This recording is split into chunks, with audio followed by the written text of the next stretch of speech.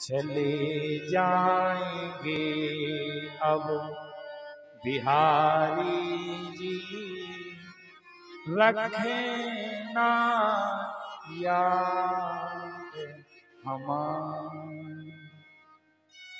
सुखदेव जी कहते हैं राजन, इधर गोपियों को पता लगा, एक दूसरे से चर्चा करने लगी, एरी सखी में क्या सुन रही हूं, अपना कन्हैया मथुरा जा रहा है।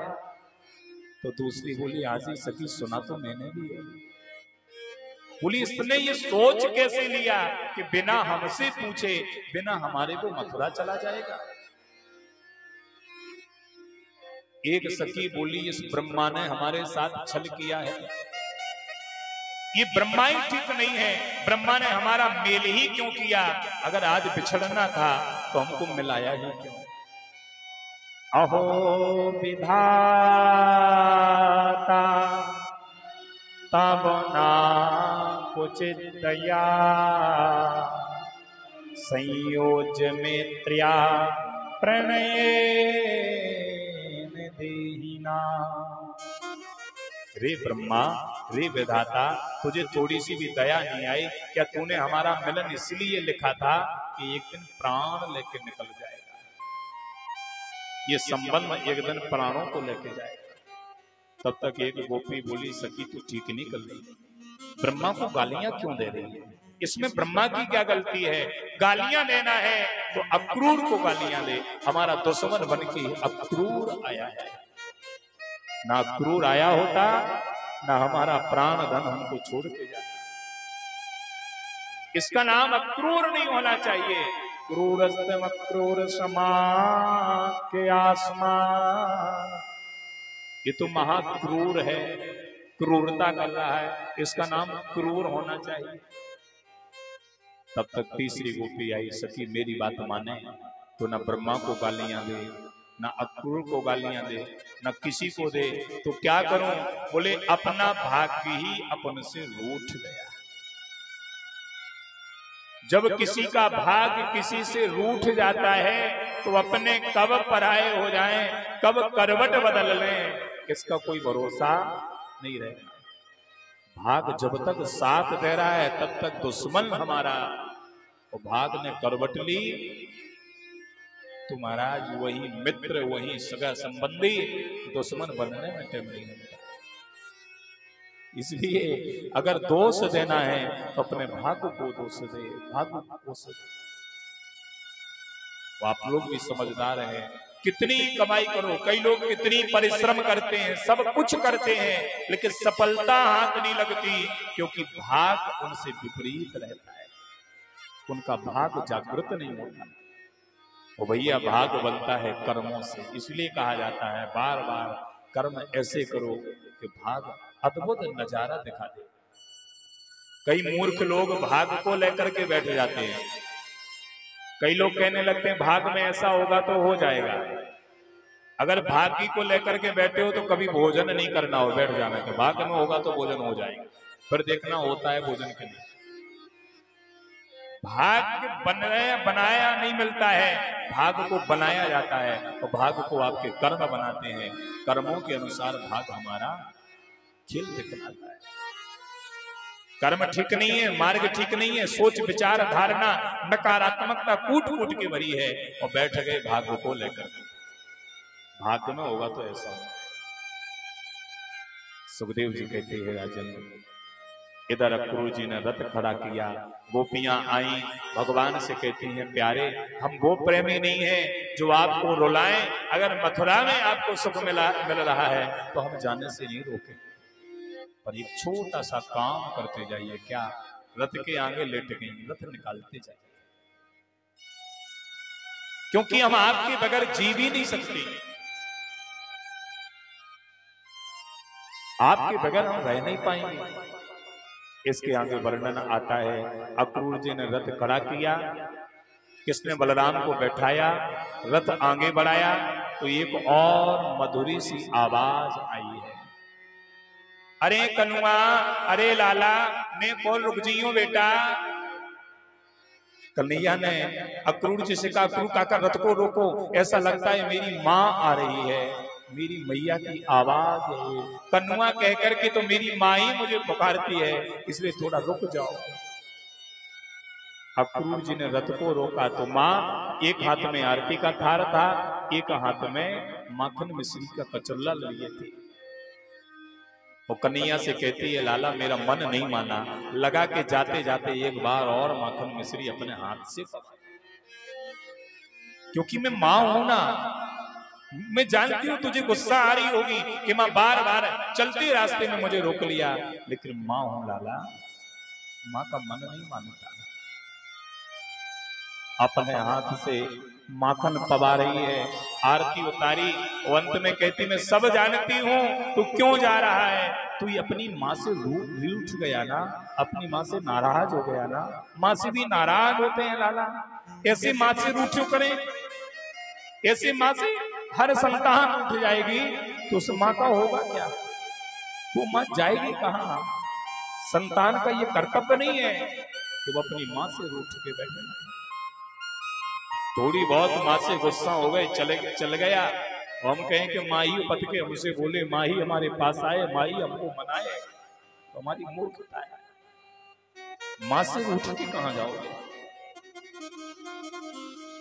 बार बार यशोदा बोलती मैं जानती हूं तू हमसे रूठ गया है, मैंने तुझे उखल से बांधा ना, तब से तू कुछ बदला बदला सा लगता है, तब से तू ठीक से नहीं रहता। सुखदेव जी कहते हैं राजन सावधान, आज तक कन्हैया कभी रोए नहीं, लेकिन जब माँ ने ये कहा कि तू माँ से रूठ गया तो कन्हैया की आंखों से आंसुओं के पनारे बहे थे। तू क्या कह रही है माँ कि तूने मुझे बांधा तो मैं रूठ गया, अरे मुझे बांध कौन सकता है, शक्ति किसमें है जो मुझे बंधन में कर ले। ये तो तेरी करुणा, तेरी वात्सल्यता, तेरा प्रेम, तेरी भक्ति, तेरा समर्पण, तेरी आत्मनियता जिसने मुझे बंधन में कर लिया। एक प्रेम, एक भक्ति ही मुझे बंधन में कर सकती है माँ, दूसरा किसी में शक्ति नहीं जो मुझे बांध ले। इसके बाद माँ के मुख से निकल गया, लाला मैं आज एक राज बताऊंगी तुझे। कन्हैया बोले राज? कैसा राज, कौन सा राज?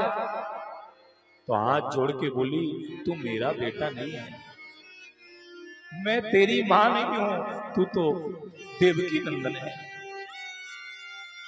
जन्म तो तुझे देवकी ने दिया, मैंने तो केवल तेरा पालन किया है। अब तो कन्हैया और विह्वल हो गए,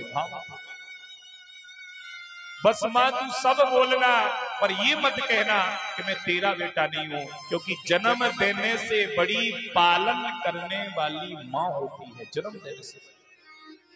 देने से बड़ी मां वो है जिसने उंगली पकड़ पकड़ करके चलना सिखाया, शिक्षा जिसने दी, जिसने आपके जीवन को आगे बनाया, जिसने आपको चरित्रवान बनाया, वो जन्म देने से बड़ी मां होती है। माना कि जन्म देवकी ने दिया है, लेकिन यह भी सच है कि तूने मुझे चलना सिखाया, बोलना सिखाया, यहां तक बढ़ाया। इसके बाद सुखदेव जी कहते हैं राजन, भगवान ने अक्रूर जी को इशारा किया कि रथ को बढ़ाओ, नहीं तो प्रेम सागर ऐसा हिलोर लेगा कि हम उसी में डूब जाएंगे, फिर मथुरा नहीं पहुंच पाएंगे। इसलिए अक्रूर जी रथ बढ़ाइए जल्दी। अक्रूर जी ने रथ बढ़ा दिया। गोपियां, ग्वाल, गाय, बछड़े, यमुना, बंदर, पशु पक्षी, नाग, किन्नर, गंधर्व सब द्रवित हो गए। और इस कथा में एक प्रेम की पराकाष्ठा का दर्शन कराया, प्रेम क्या होता है। और प्रेम में जहां बनावट सजावट जबरदस्ती की जाए, जबरदस्ती प्रेम दिखाया जाए, वो प्रेम कभी ना कभी बिखर जाता है। पर ये प्रेम जबरदस्ती का प्रेम नहीं है, इस प्रेम में आत्मसमर्पण है।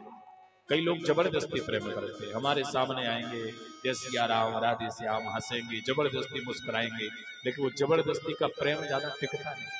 हमारे मतलब आप सबके, किसी के भी। और निर्मल प्रेम वो है कि जो सबके साथ है वो आपके साथ है। आपकी अच्छाई है तो नहीं चूकते बोलने में, और बुराई है तो ना चूके बोलने में, वो आपका सच्चा मित्र है। और जो आपकी बुराई को आपके सामने तो छुपाए, चुपरे घी लगाए और बाद में उसी बुराई को एक अंश को 5 अंश बढ़ा करके दुनिया को सुनाए, उससे बड़ा शत्रु हमारा कोई नहीं हो सकता। मित्र वो है जो हमारी बुराई हमारे सामने प्रकट करे, हमारी कमी हमें बताए हम क्या है, सो उसकी कमी हमको सुधारना है। जिसको सुनाओगे वो थोड़ी सुधारेगा, सुधारना तो हमको है, सुधरेंगे हम। गलत हम कहिए हैं तो सुमारक पर हम आएंगे, जिसको सुनाओगे वो थोड़ी आएगा। तो प्रेम की पराकाष्ठा का दर्शन, प्रेम होना चाहिए ब्रजवासियों की तरह जिनका समर्पण भाव। न प्रेम में सजावट है, न बनावट है, न दिखावट है, निर्मल प्रेम। गोपियां रोदन कर रही हैं, छोड़ वृंदावन कुंज यमुना पुलिने, श्याम मथुरा चले, श्याम मथुरा चले, श्याम मथुरा चले, श्याम मथुरा चले।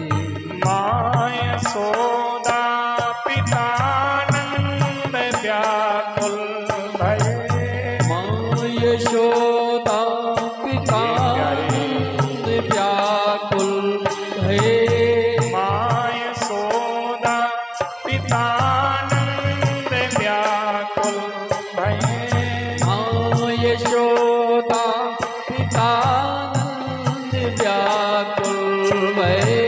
ग्वाल रोए हमारे कन्हैया गए, ग्वाल रोए हमारे कन्हैया गए।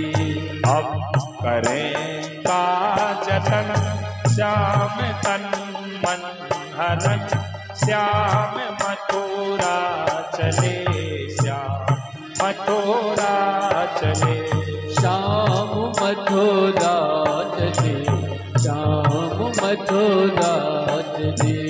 क्रूर अकरूर ब्रज चंद्र को ले गयो, क्रूर अक्रूर ब्रज चंद्र को ले गयो, मोरी भोरी किशोरी को दुख दे गयो, मेरी भोली किशोरी को दुख दे गयो।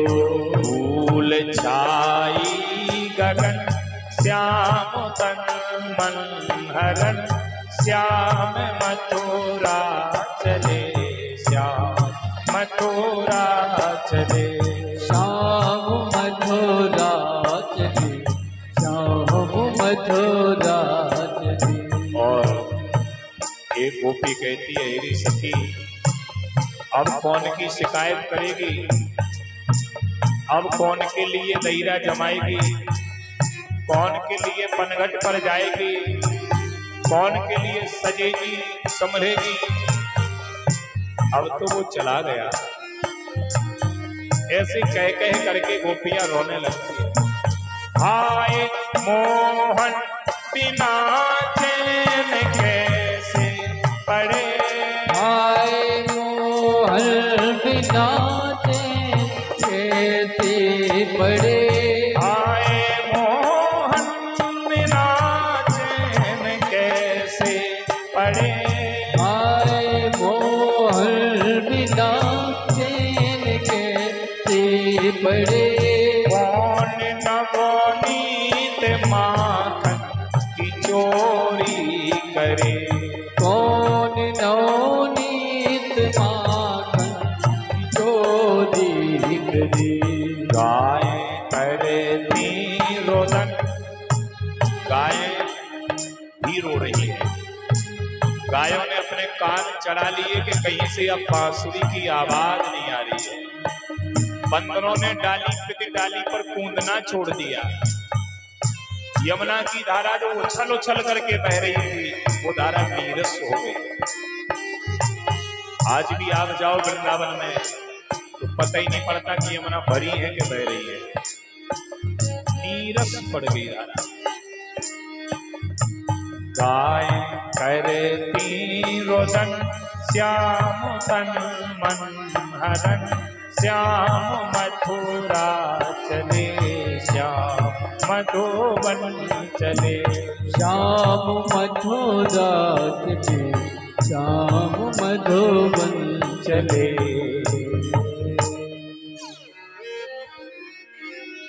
भगवान निकल गए, गोपियां रास्ता में खड़ी हैं। क्यों खड़ी हैं?